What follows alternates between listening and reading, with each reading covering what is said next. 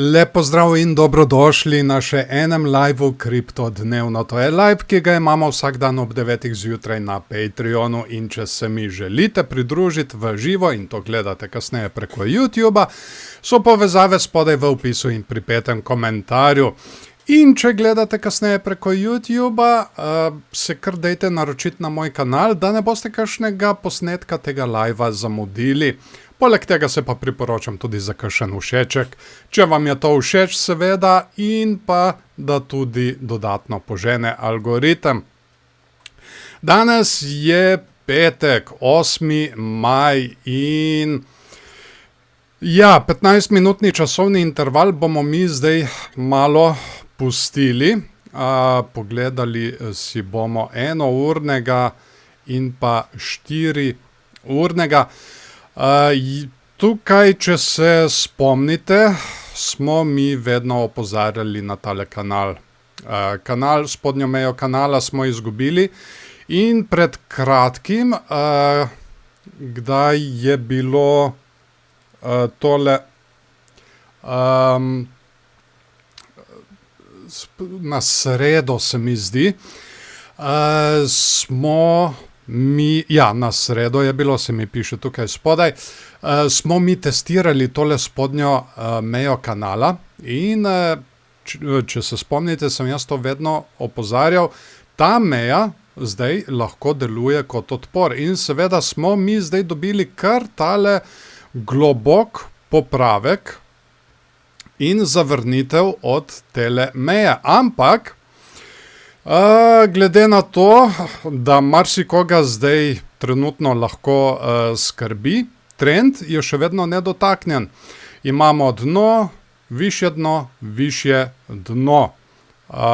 In pa vrh, višji vrh, višji vrh, višji vrh. Tako da trend navzgor je še vedno tukaj. Poleg tega pa imamo na 4-urnem časovnem intervalu, lahko vidimo, da je zdaj tukaj v bistvu delamo skrito bikovsko divergenco. Torej imamo dno in pa višje dno, čeprav tukaj to dno moramo še potrditi. Sigurno lahko gremo še kaj nižje.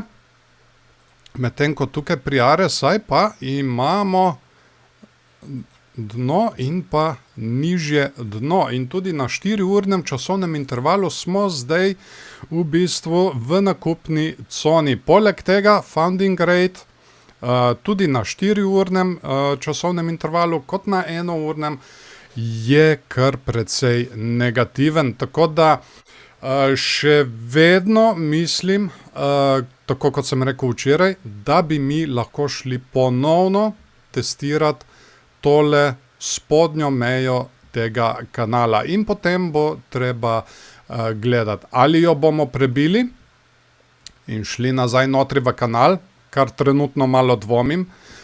Preveč časa smo se mi zadrževali izven tega kanala. Ponavadi zelo bikovsko bi bilo, če pač izgubimo spodnjo mejo kanala in potem se pojavijo biki in kar naenkrat pridemo nazaj notri. Ampak to se ni zgodilo. Tako da to bo treba opazovati, če pridemo nazaj sem gor, če dobimo tudi zavrnitev. No, in v tem primeru bi lahko potem šli še globlje dol. Poglejmo zdaj še tukaj pozicije, kjer lahko vidimo, da ogromno ljudi stavi na padec in ogromno stop lossov je tukaj na okoli 82,263. Tako da vse tele longe oziroma stave na rast. Smo mi zdaj pobrali, nekaj malega je še tukaj spodaj na okoli 79 000. Bomo videli, če bomo še to pobirali. V glavnem, zdaj je bolj vse nastavljeno na to, da bi mi lahko doživeli preobrat in gremo še enkrat testirati zgornja območja. Poglejmo zdaj še Ethereum. Ethereum se mi zdi še najbolj zanimiv. Zdaj, mi smo tukaj označevali tale kanal, ampak to po mojem se ne bo izvršilo. Ethereum ima čisto neko svojo voljo, čisto neko cikcakasto strukturo, tako da je pa zelo zanimivo tole. Ogromno ljudi zdaj s tem padcem tukaj lahko vidimo stavi na padec in ti ljudje bi lahko bili v kratkem kaznovani. Zdaj trenutno je petek, tako da ne vem, če se bo kaj zanimivega danes dogajalo. Lahko se zgodi, da bomo to nadaljevali tudi v vikend, da se nadaljujejo tele stave na padec in potem jih gremo pobirati naprej gor in se izvrši naš bikovski scenarij, kjer smo rekli zgornja meja 2800 in pa še naprej 3000. Zdaj, kar se tudi tiče pozicij, mi smo čisto pobrali, prišli smo zdaj testirati tole tukaj spodaj na okoli 2263. Bomo videli, če bomo mi zdaj tole še enkrat testirali. Če mi tole slučajno izgubimo, bi potem lahko šli testirati tukaj še tole na okoli 2177. Bomo videli, kako se bo kaj razvijalo vse skozi vikend. V glavnem, Ethereum je zdaj imel eno lepo rast in zdaj smo še vedno v tej konsolidaciji. Tako da konsolidacija ponavadi pomeni nadaljevanje rasti. Ampak dajmo si zdaj še pogledati 4-urni časovni interval. No, tukaj so stvari zdaj malo bolj jasne. Izpostavljali smo mi zdaj že nekajkrat možnost dvojnega dna. Tako.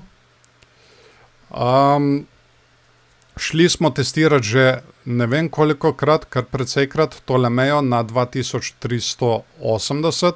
Torej, tukaj in zdaj s to konsolidacijo neprestano udarjamo ob njo.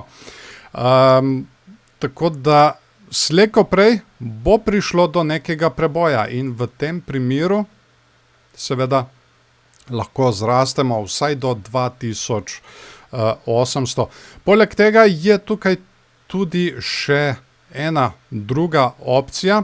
Kot vidimo, imamo dno, višje dno in tudi če zdaj mi nadaljujemo tale popravek, je tukaj še vedno tale linija na okoli 2130, dajmo reči tudi do 2150, odvisno kje bi jo lahko testirali, od katere bi lahko pričakovali odboj, ponoven test tele linije, horizontalne linije na 2380 in potem morda končno preboj. Tako da bom zarisal še tale možni bikovski scenarij, da gremo testirati to linijo in potem končno preboj in rastemo do 2800. Seveda slaba stvar bi pa bila, če mi tole linijo izgubimo in v tem primeru bi lahko šli vse do tukaj dol do 1950.